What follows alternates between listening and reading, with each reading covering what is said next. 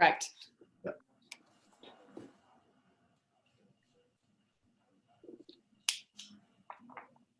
All right, so it looks like we are starting the broadcast on YouTube. So again, let's go ahead and mute.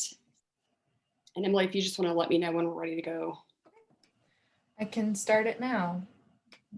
Well, I can trim the broadcast on YouTube too. Okay, I'm muting.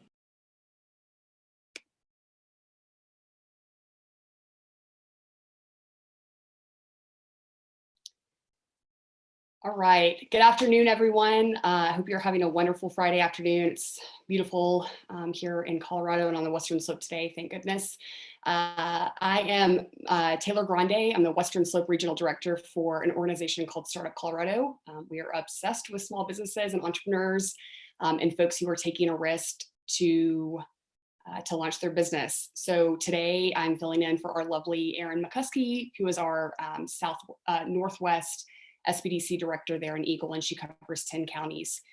So just wanted to welcome everyone. We're going to get started in just a few minutes, maybe at the top of the hour. Let's give it another 30 seconds so folks are joining in. Just a couple quick housekeeping rules. All attendees are coming in muted and your video is turned off. So if you are in your PJs or out in the field working, know that you won't be on screen. So if you have any questions during today's panel, please feel free to submit those through the Q&A box, and we'll be sure to either answer those live or our team will follow up with you individually after the webinar to make sure we get those answers to you. So I'm going to go ahead and mute, and we'll give it another 30 seconds and we'll get started.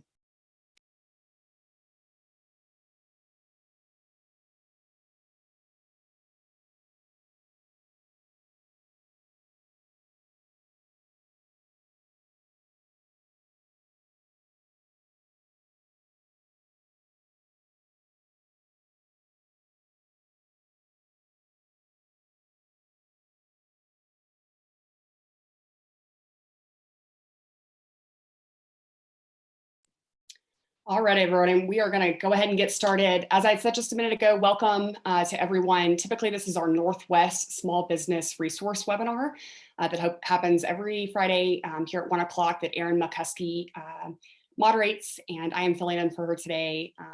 We're truly excited about today's call and conversation and panel. Mostly because it really represents our entire Western Slope, and it focuses purely on our small producers, farms, vineyards, small product-based companies who are working extremely hard to keep their businesses afloat and keeping going during this now normal that we are living in. And so today we're going to have a jam-packed schedule, so we'll go ahead and get started for the sake of time. So if you want to go to the next slide, I wanted to thank all of our sponsors and all of our partners. This truly couldn't happen every single week if it weren't for these folks. So thank you so much. If you want to go to the next slide, I did want to go over the agenda very quickly. Again, my name is Taylor Grande with Startup Colorado, filling in for Erin McCuskey this week. We're really going to be focused on our small producers and talking about the entire full supply chain and food network here on the Western Slope.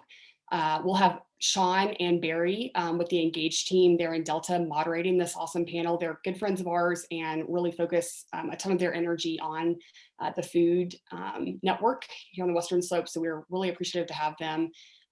We also have Dave Woodruff, who's another good friend of ours, who is the Durango president chapter for the Colorado Restaurant Association. He is also a small business owner and a restaurant owner here in Durango.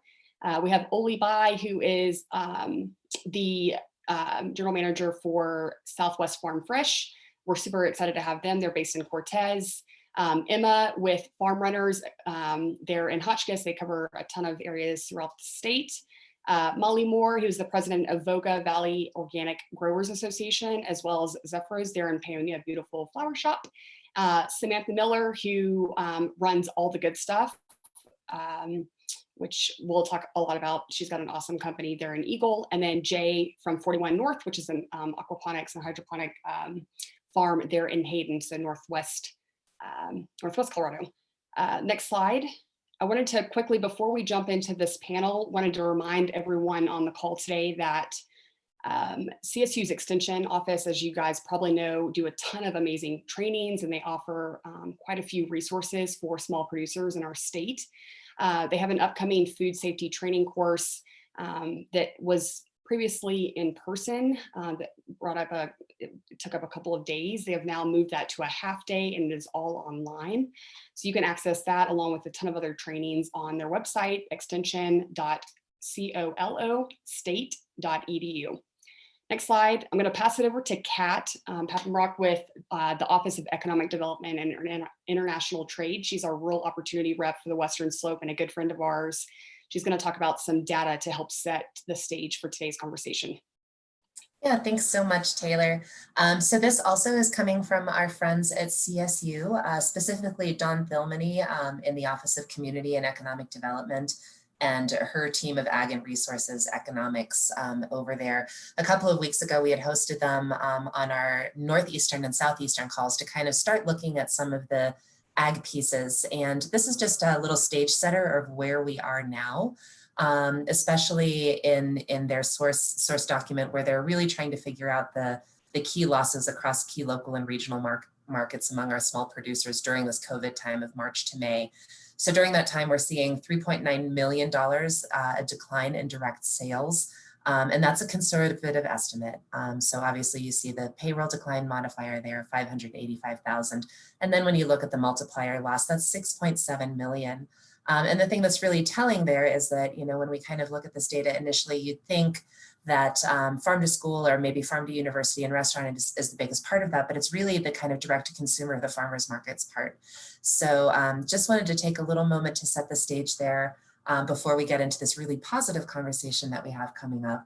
And also to let you know that at that link at the bottom, the foodsystems.coloradostate.edu/COVID-19, they're also working on several policy recommendations to mitigate the impacts of COVID-19 on Colorado farms and ranches, especially selling through local and regional food markets. So check those out. If you have input, please get in touch with Dawn and her team and just continue to be engaged. And thank you for being on the call today, and to all of our producers. I am going to actually turn it over now to Sean Gardner and Barry Pinnell with the Engage team to kick off the panel. Can't wait to listen to the discussion. Hey, thanks a lot, Kat. Thanks, Taylor. And hi, everyone. So I'm Sean Gardner. Barry Pinnell and I run an economic growth initiative in Delta County called Engage.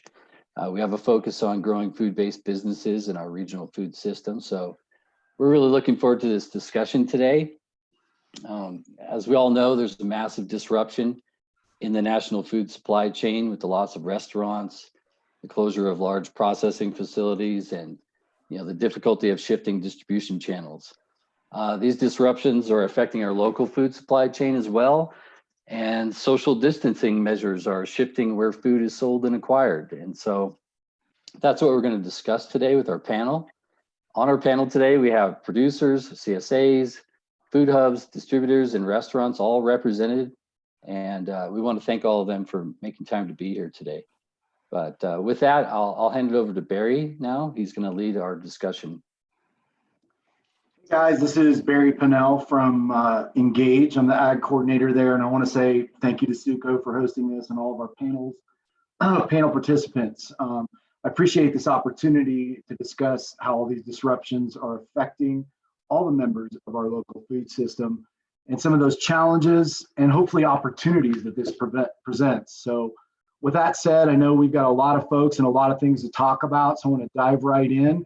So Sean, if there's any follow-up questions or anything you want to add, please jump in. But for the sake of time, as I start asking the questions, panelists, please just briefly introduce yourselves when I call on you to respond. And with that, we'll get started. We've collected some questions previous to the call. So we'll start off with Dave Woodruff from the Colorado Restaurant Association. Dave, what pivots do you see currently that restaurants are making to their sourcing due to this supply chain disruption? Hi, Barry. Thanks for the opportunity to get up here. And while I am the president of the Durango chapter of the Colorado Restaurant Association, I kind of come to the conversation wearing my restaurateur hat. So there's, to talk more towards about your pivot. I think we're starting to see the downfall of what the global and national food chain side is. Not having a really strong connectivity to our local and regional producers.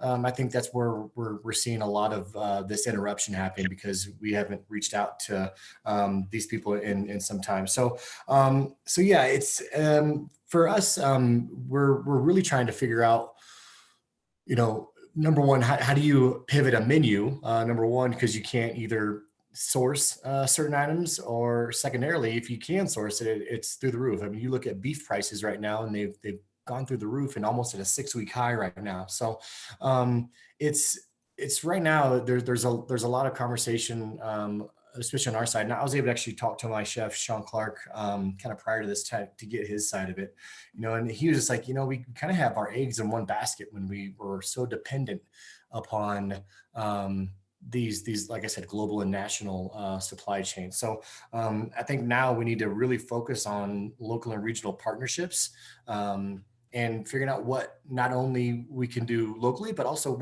how can city, county, and statewide municipalities help in terms of getting the producers their commodity to the right people. So that's kind of where my head's at right now, and I can't speak so much to the producer side as a lot of these other panelists can, but that's kind of where my restaurant's at, and I think a lot of other restaurants are in the same boat. Thanks, Dave. I appreciate that feedback. And speaking from the producer's perspective, how about Jay Hirschfeld from 41 North? Jay, how have your markets been affected by this disruption, and how are you adjusting to this disruption? Yeah, sure. Hey, Sean. Hey, Barry. Hey, how's it going? Thanks again for the opportunity. My name is Jay Hirschfeld, 41 North. We own a 4,000 square foot, roughly hydroponic greenhouse up in Hayden, Colorado, near Steamboat Springs, which obviously had a pretty healthy tourism market until March 15th or so. And overnight, we lost all of our business, like 100% of our revenue within about 48 hours. All of our customers kind of held an emergency meeting amongst our team and shifted within a day or so to a subscription billing model, CSA, with a couple other ag producers that are local here. We just partnered up with, a rancher who does eggs, who does, pork and beef. And that was very successful. We have a lot of other components too. It's not just a pickup anymore. It's, delivery services. So the logistics were pretty difficult to get down, and we had to move very quickly. But I think it's a trend now that is growing, especially across like the Front Range. I'm hearing a lot more CSA activity, and folks are sold out down there. So I think there's healthy opportunities still to service people where they are, but it takes like a ton of work, just and creativity, and rolling with the punches is what I would say most. Yeah. Do you think those pivots you've had are permanent, Jay, or is this just to get through this crisis? It's been in terms of stability for our greenhouse. We're a pretty new model. We're not like a 30-year-old farm that's been relying on this with like a stable of community members. Part of that is our technology. We grow year round, which allows us to kind of do, I think, certain things that other farms aren't necessarily able to do or do in quantity if you're like not set up for it. Mainly that's just, 60-day growing season up here. And so like we are able to actually throw off like, lettuce and salad greens year round in quantity for our customers. If we can maintain this model and there's still a healthy demand for it, then yeah, I think, there's no reason to pivot. We got actually an inquiry from a restaurant that's opening. It's a brand new customer that I mean, call me a cynic on the whole thing, but we'll see where the entire restaurant market is even in the summer here. But I think if we could service a few really high-end restaurants, that'd be great. We grow microgreens. I just don't think the appetite is necessarily there for some of the niche produce that we were that we were focused on before. So I don't know. It's definitely a shift in production. It's a shift in customer base. But there's no reason to just like turn off the lights on our now 120 to 140 member CSA. No, I agree. And that was what I was hoping to hear. I'd like to ask Molly Moore too. Molly's got a unique perspective as the president of Voga and also working for a large vegetable and fresh cut flower farm. Molly, what are you seeing as far as markets being affected with the disruption, and how is Zephyros handling that, and how are some of your other producers that you're hearing through Voga handling that? Hi, yeah, I'm Molly Moore, as Barry said. Thanks for having me on the call. I honestly haven't been able to talk to too many other producers. Emma might be a better person to ask. She probably has a better handle on other producers. But in terms of Zephyros, yeah, we've had to do a lot of pretty massive changes. Definitely moving to online store was a huge effort, huge undertaking, took tons and tons of time.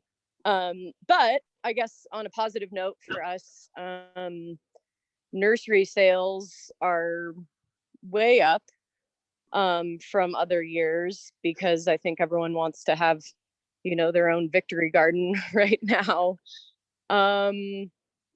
Yeah, in terms of markets, we do a lot of wholesale, a lot through farm runners. And obviously, yeah, Emma, you could probably speak to that a little more as well, but without restaurants operating, there's just not as much of that going on for us. So we're trying to kind of rearrange where produce might go. Molly, what about the farmers markets? And I know Zephyros did something kind of unique there in Carbondale. Could you talk to that a little bit? Yeah. Yeah. So interestingly, Dawn worked it out to be able to have basically just like our own farm stand, kind of near the roundabout in Carbondale. And we had our first market on Tuesday, and it was killer. It was very successful. So that was, actually a plan even before COVID. We had planned to do a separate market over there for various reasons, but seems to be working out for us. We'll see how it progresses. In terms of other markets, nothing has started yet. We are in the Crested Butte, Telluride, and Aspen markets. Aspen has not decided if they're going to go forward with the market yet. And Telluride and Crested Butte have pretty heavy regulations that we're going to need to follow. I guess the only other thing I would say about the Carbondale market is, just after doing it once, there's just so much to think about now, with social distancing and being responsible in that way, trying to figure out how best to rearrange a farmer's market so that people aren't standing close to one another and pre-ordering, and anyway, a lot of logistical stuff that we still need to figure out. Well, it sounds like that you guys are doing a little innovation and creating that online market, and I think those are good patterns maybe to set for some of the other producers to follow. Yeah, so it's been huge, for the nursery, and in Carbondale, actually, people ordered nursery plants ahead of time, and it's easier for us, and we're thinking of ways, to do that for the markets in the future, to make that accessible for people coming to Aspen and Telluride and Crested Butte. Well, thanks, Molly. I appreciate that perspective. And now that we've heard from some of the producers and the restaurant side of things, I'd like to hear a little bit from the CSAs, the food hubs, and the distributors. We'll start off here with Oli from Southwest Farm Fresh. Oli, what adjustments or if you guys have to make in your business due to this supply chain disruption? Well, to be honest with you, it really hasn't been much of a disruption for us. Just being a small producer-focused business, almost every year has some kind of disruption. We were already planning to do a direct sales marketing strategy this year, and we had an online market ready to go basically when COVID broke out, more or less. And we've just been running with this model, and it's been a very fortunate coincidence in terms of sales. There's been a lot of interest in our online market. And I think one of the benefits for us is it's really allowed us to tap into some market demographics that in the past have been problematic for us. I think we're reaching a lot more customers that aren't historically CSA customers and who might not have a background in local food and who just have come to it through social media, through kind of the increase in interest, broadly in local food. And so I think we're seeing a lot of new customers, and the model that we're offering is pretty flexible. People can log on and choose the items they want, and they don't have an obligation to come back and order every week, which I think is a challenge for the CSA model. Of course, we don't have the cash flow benefit of having money at the beginning of the season, but because people are paying with credit cards, we do have a pretty good turnaround on our cash flow. So we're actually getting paid before we pay for the items. So yeah, it's still. Would you say that your sales are up? One of the things I've heard a lot is that a lot of the producers that are connected directly to the consumer are doing okay, or in some cases thriving. Oh yeah, I mean, we've never had this much interest in what we do, and without trying too hard, we have more people ordering on our online market in the first week than we have had in our CSA in past years. And there's just been a lot of, attention paid, and we haven't really even got any media coverage yet. We're, working on all that, but we've basically done all of our outreach so far on social media. And then Samantha, with all the good stuff, what are your thoughts? What have you guys been seeing? Hi, thank you guys so much for having me on this call. So one thing that I've been noticing is there's such an increased demand this year for farmers market goods with the uncertainty of, some markets happening late, some shifting to an online model, and some that still haven't announced if they're going to have a physical market. So I've had a lot more interest in the online ordering. And I'm in a unique position because my business has always been online. I connect producers with consumers. And this year, one of the challenges that I'm seeing is meeting the demand. So what are you doing to offset some of those challenges? Are you guys having to source outside of the region that you usually source from? Are you having success in some of that, or are there challenges? Or a lot of extra competition, I would assume, potentially at this point? Well, so going into this year, I was planning on starting a CSA. This is my third year in business, so I'm still very new to this. But this year we were unrolling a CSA before COVID broke out. And originally I was a little concerned because I did see some competition. There was originally no CSAs in Eagle County, and all of a sudden 3 popped up, which was a concern at first. And now I'm embracing it because there's no way that I could meet the demand of everyone who's interested in a CSA now. So now I am trying to outsource and find more partners to get local produce and especially farm eggs. There's such a high demand for local eggs. So we are trying to outsource and find more local vendors who are working with our same foundation of ethics and hoping to meet the demand for our consumers. Thanks, Samantha. It's good to hear that there's some collaboration happening, especially during crazy times like this.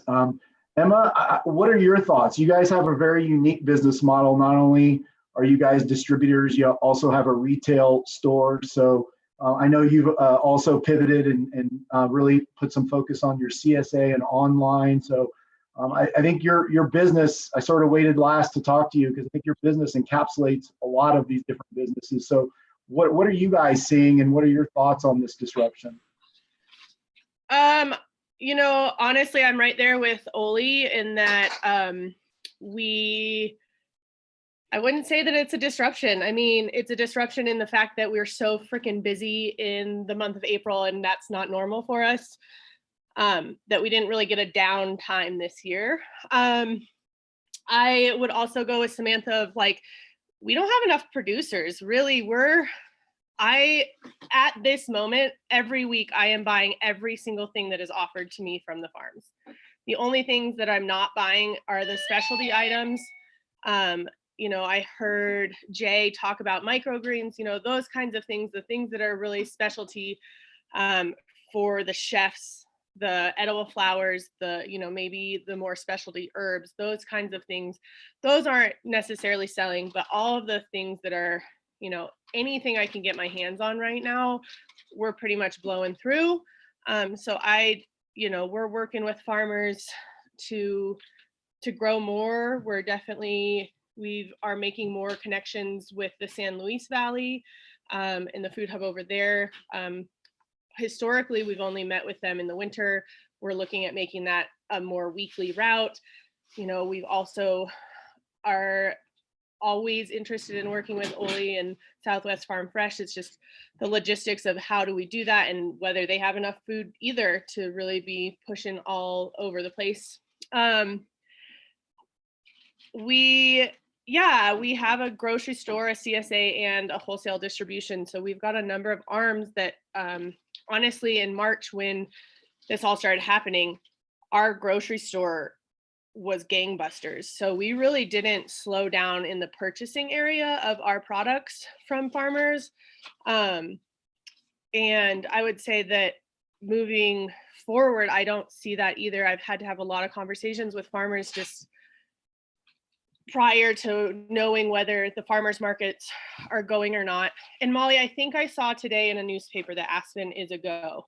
Anyway, that's a side note. I think that, you know, it was very scary of how to move food forward. Like if farmers should be planting as much as they have in the past, should they be planting less? Should they stop planting? Our goal with our whole team is really to make it as normal as possible from us to the farmer, no matter where the food's going. We're really trying to make that so it's no different than it has in the past years. We want to be purchasing as much, if not more than what we have in the past years. And it is our responsibility as a distributor to find markets for those. I can't tell you, this is probably like my 5th or 6th Zoom call this week with people, but all of the other ones have been people interested in purchasing, wanting to contract with us, wanting to make sure that they can get local food access.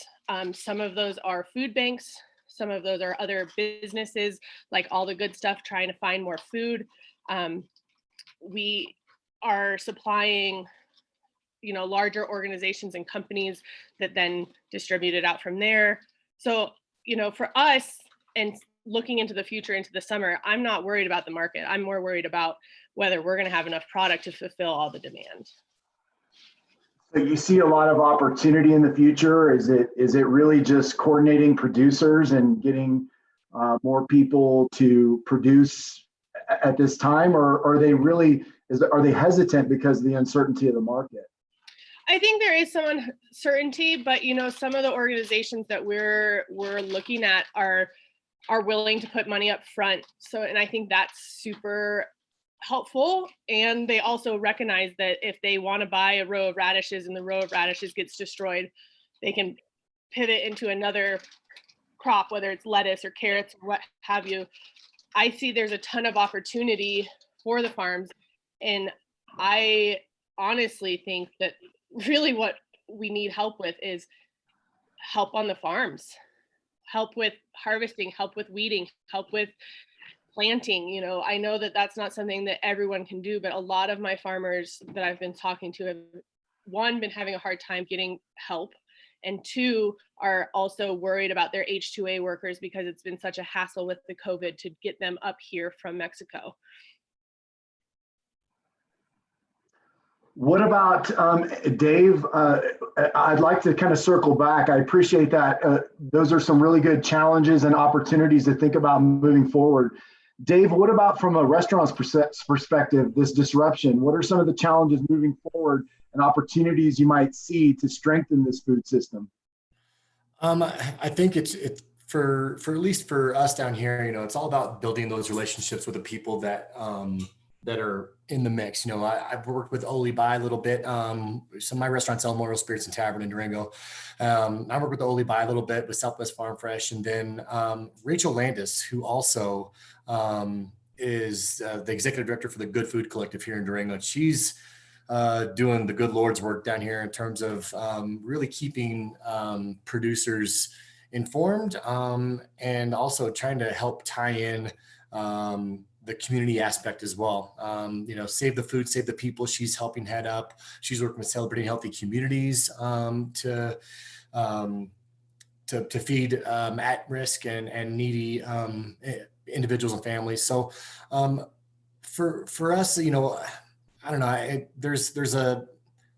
It's going to be really interesting to see how the regulations come out in terms of how restaurants can reopen.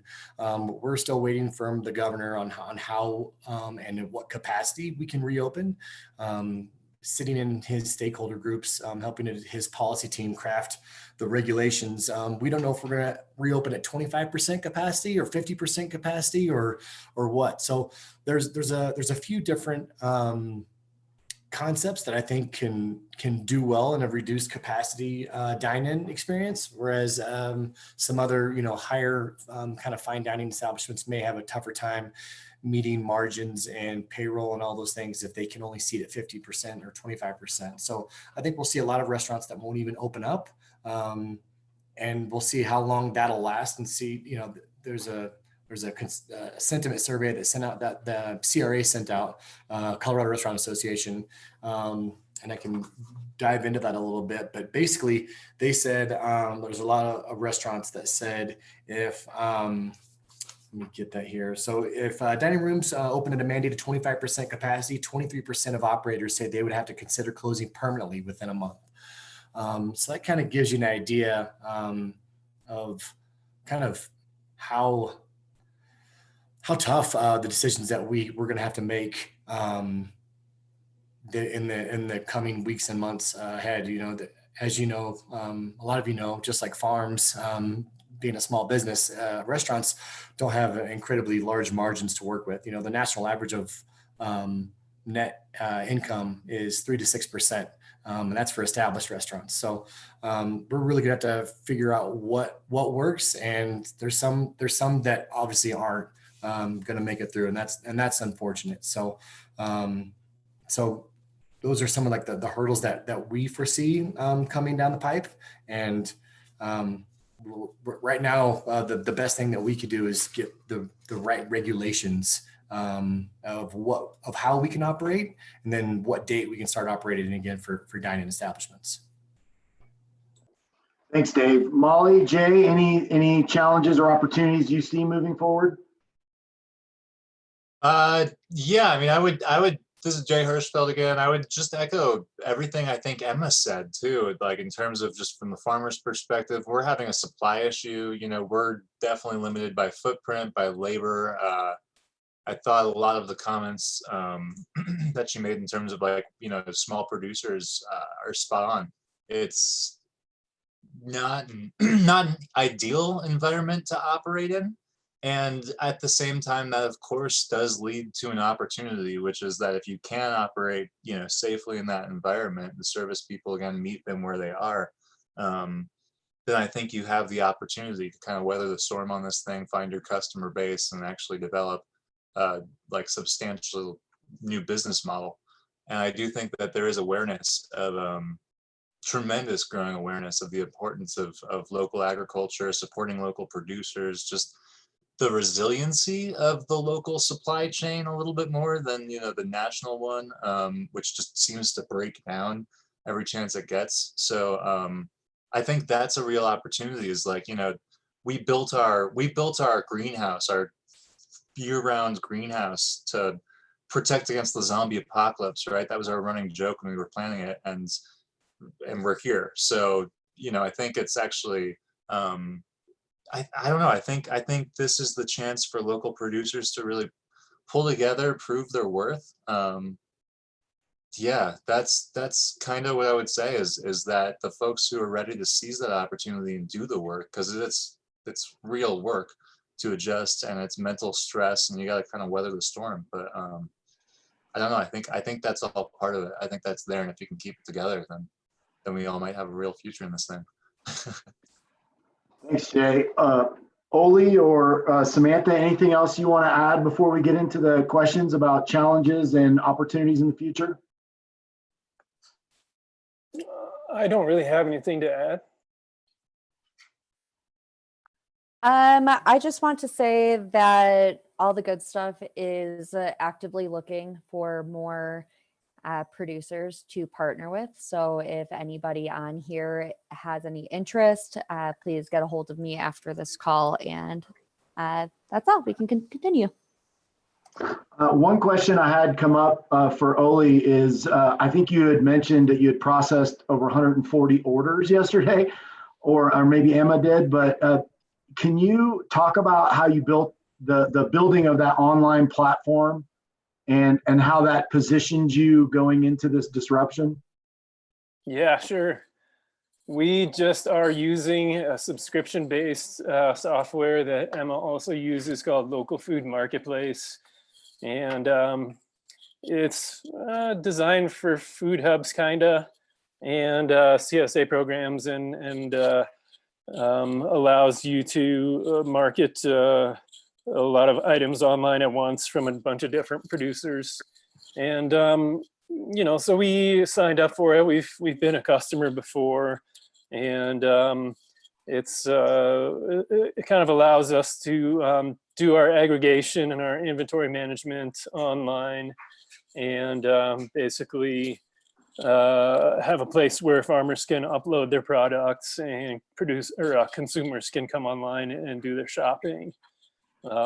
So it's an existing software model, and it's one of dozens out there. There's all kinds of everybody and their brother who has a software background wants to jump in on the COVID pandemic local food demand bandwagon. So there's a lot of options, but very few of them are really very good. And the ones that we're using, really not a great option either, but it's the best, so we're using it. Thanks, Oli. Taylor, are there any other questions that came up through the Q&A as we were discussing here that we need to throw out to the panel? Holy moly, there's a ton, at least in my brain. And I'm sure folks have questions too. I know Thea Chase, who's a huge advocate there in the Palisade area, she asked about discussing pricing from the perspective of the consumer, right? What's perceived versus what's reality. Would be interested to hear. I know Jay had provided some perspective. Maybe if you want to follow up on that, Jay, and if anyone else wants to chime in. Yeah, in our experience, I don't know, the pricing is very interesting to me, because I feel like we're providing great value. We usually get that comment, and then it's still live agriculture, so there is for us an aspect of variability for sure. But because we're indoors for the most part, we've got that like nailed down, although like there's still seasonality, there's light, you know, if we're hit with like a bad storm, then like it knocks out a lot of just the natural light that's coming into the greenhouse. But I also think there's pieces of the program that we don't really charge for, such as delivery, which is free. So like I don't know if it necessarily compares, you know, when you have to go do your own shopping at the grocery store and you're getting kind of like, you know, I'm very biased, but what I believe to be a completely subpar product. Sorry if anybody out there is in the grocery store industry. But you know, to my taste buds, it just has a lot more flavor. The lettuce and stuff that we're growing, of course, it's 20 miles away. So I don't know how you'd necessarily compare all of that. And I will say, like, you know, when we put together our CSA shares on a weekly basis, we value our head lettuce at like, you know, the wholesale value of like $3 per head, basically, or $2.50 per head, versus like up to $5 I think you can find in the store now. And then we have plant starts that we add to it occasionally. We throw free stuff in there, you know, occasionally. So I don't know. I think the perceived value is that these are more expensive. And then if you're really going through it and eating all of the stuff in there and using it, that it isn't actually, that you'd find in the store. It would be more on just an ad hoc basis. But it's a good question. Anybody else have any thoughts on the pricing?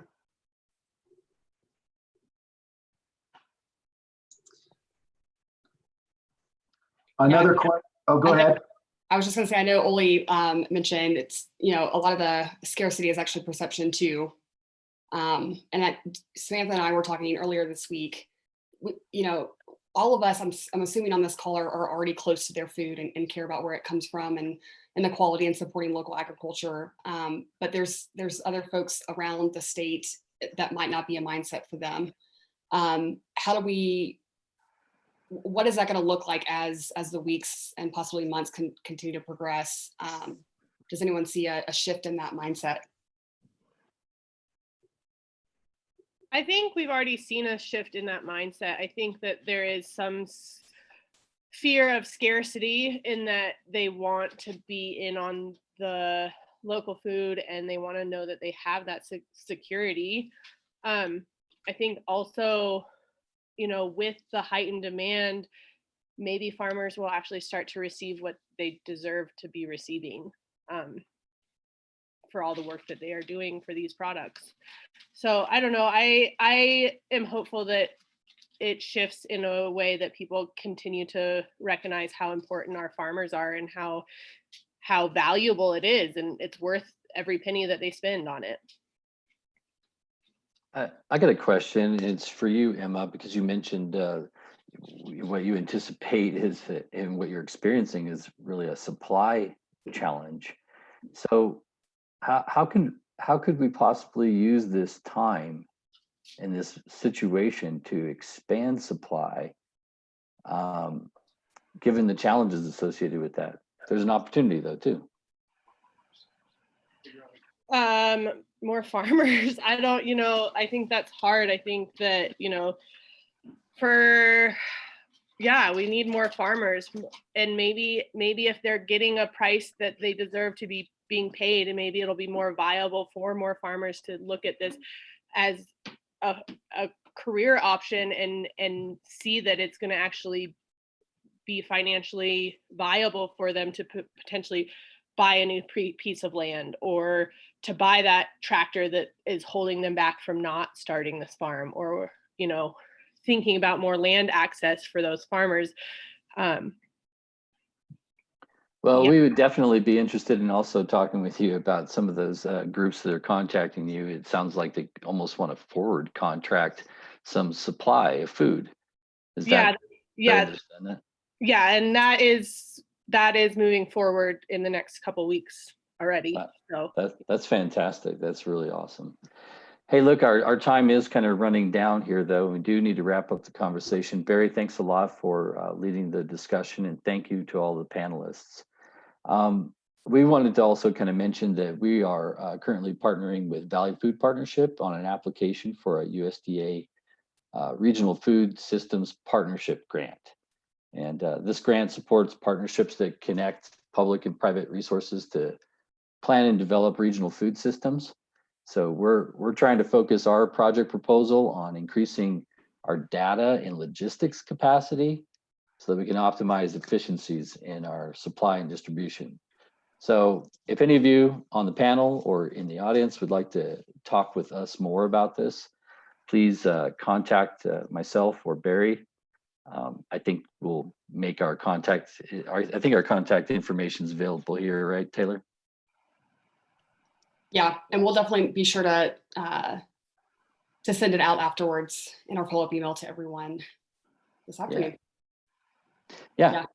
That's an awesome initiative, and it's going to take all of us on the call to to solve some of these opportunities that we have. I don't call them problems. I always call them opportunities because you guys are true entrepreneurs, if anyone is. And I think other entrepreneurs in other sectors and industries would do well to watch how you guys are pivoting and partnering and collaborating with what normally would be competitors to hold hands and walk forward and find solutions. So I just want to thank everyone.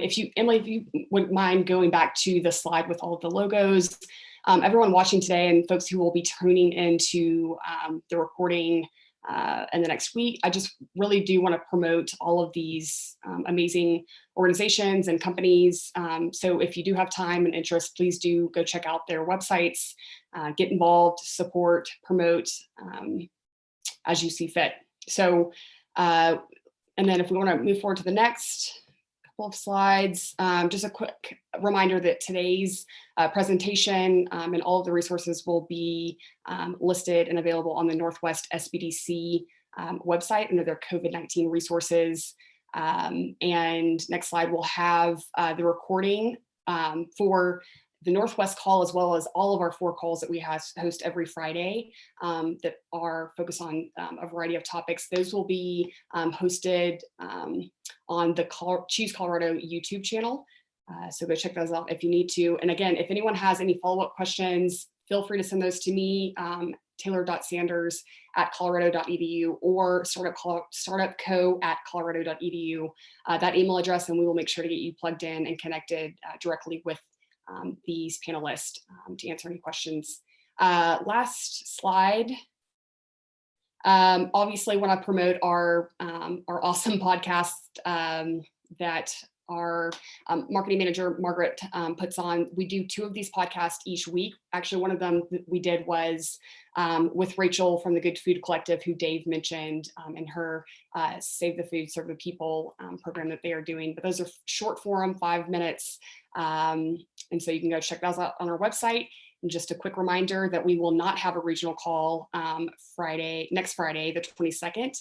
And we hope that everyone has a enjoyable, sunny Memorial Day weekend. So we're going to take a break, and I hope you do too. So that wraps up today's call. Thank you so much to all of our panelists and all of our attendees. Hang in there.